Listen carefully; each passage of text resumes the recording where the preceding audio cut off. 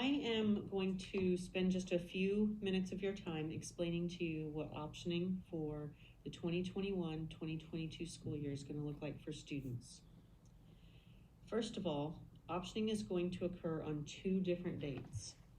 We're going to allow Scarlet students to option next Thursday, February 25th. Then Gray students will option on Tuesday, March 2nd. Optioning will be done during first bell. We'll come on with a quick explanation through our YouTube channel, and then it'll take students just a few minutes to choose their electives for next school year. Let me start by showing you what teacher recommendations will look like before showing you the student recommendation list.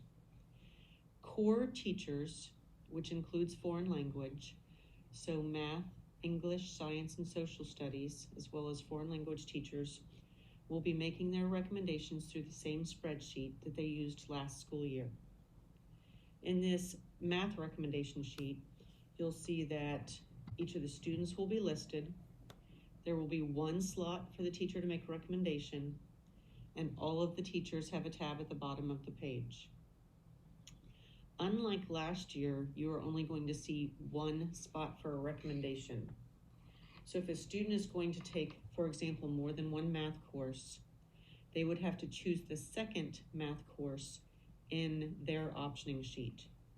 This will apply mostly to science and social studies because those are the ones that students tend to double and triple up on.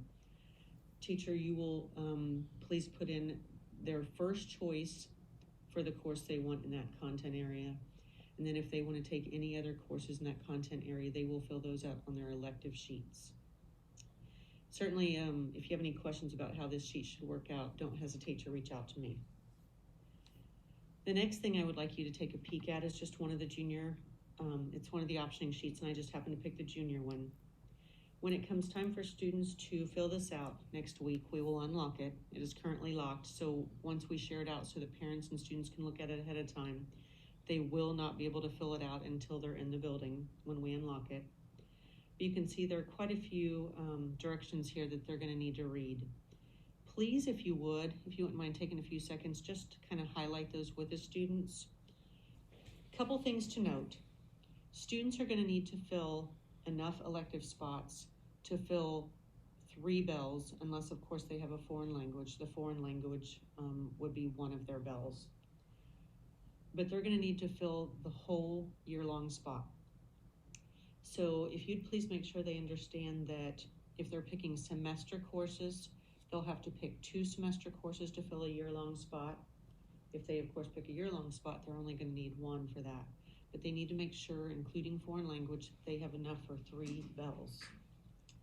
Something else of note is about CCP, AP, and IB courses. Many of you probably recall that last year we had students start testing through AccuPlacer to make sure they were college ready in hopes that they would find more success in those classes.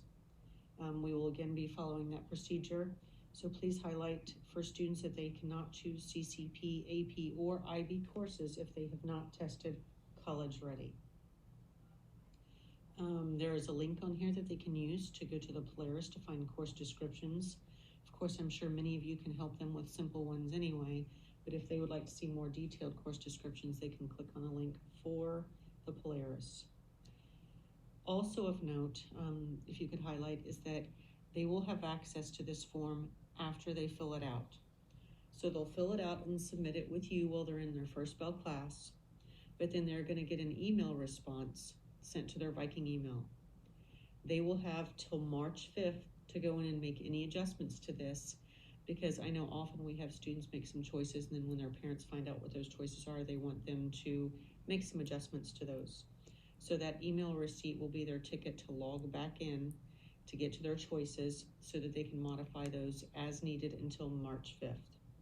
If they change their minds after March 5th, they'll have to wait until school year starts for 2021 and 2022 and do schedule request changes just like they have in each year past. So again, if you have any questions, feel free to let me know.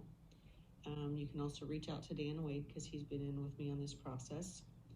Thanks so much for listening and have a wonderful weekend.